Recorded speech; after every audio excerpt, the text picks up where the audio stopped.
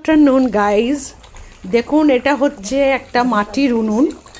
মাটির উনুনে রান্না হচ্ছে খাসির মাংস। মাটির উনুনে কাঠের জাল দিয়ে দেখুন দেখুন গনগন করছে পুরো একদম। মাটির উনুনে কাঠের জালে খাসির মাংস রান্না করা হচ্ছে।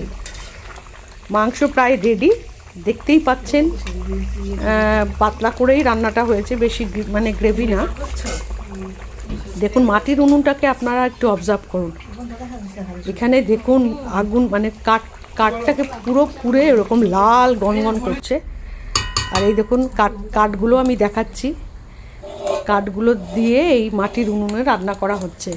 এটা একদম গ্রামের বাড়িতে মাটির উনুনে কাঠের জালে খাসির মাংস রান্না হচ্ছে।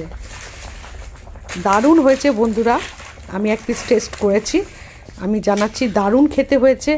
আপনারা গ্যাসে করবেন এবং কাঠের জালে খাসির মাংস